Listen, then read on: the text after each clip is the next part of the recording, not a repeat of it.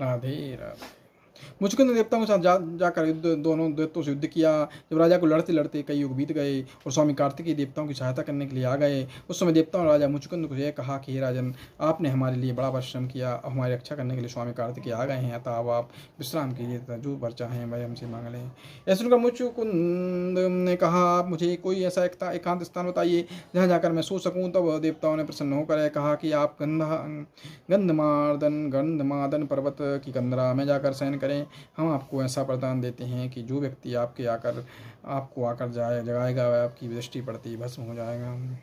अस्तु राजा मुचुकुंद उस कंदरा में जाकर सो गए। श्री मथुराधीश जिस भेद को जानते थे, इसलिए उन्होंने देवताओं का वरदान सिद्ध करने के लिए कालेवन को मुचुकुंद की दृष्टि से भस्म करा दिया। तत्पश्चात सोम प्रकट होकर मुचुकुंद को दर्शन दिया।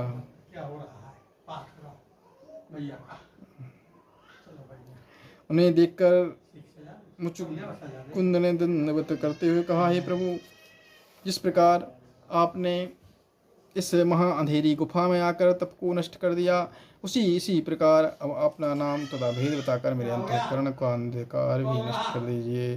तब श्री कृष्ण ने कहा, हे राजन, मेरे नाम जन्म कर्म तथा गुण बहुत तेरे हैं, अपना नाम तथा भेद बताकर मेरे अंतःकरण का अंधकार भी नष्ट कर दीजिए। तब श्री कृष्ण भगवान ने कहा, हे राजन, मेरे नाम जन्म कर्म तथा गुण बहुत तेरे हैं, पर इससे पर मैंने वसुदेव के यहाँ जन्म लिया है, मेरा नाम वसुदेव पड़ा है, मैंने कंस को मारकर पृथ्वी का भार उतारा है, राजा जरासंध को 17 बार हराया है, यह कल्लवन भी 3 करोड़ मनेच्छों की सेना लेकर मुझसे लड़ने के लिए आया था, सो तुम्हारी दृष्टि से जलकर भस्म हो गया। श्री हरि की मुख से ऐसे वचन सुनकर मुचुकुंद ने हाथ जोड़कर कहा, हे प्रभु, आपकी माया अत्यंत प्रबल है, आप निर्गुण निराकार होने पर भी अपने भक्तों को सुख देने के लिए सगुण स्वरूप धारण करते हैं। राधे राधे।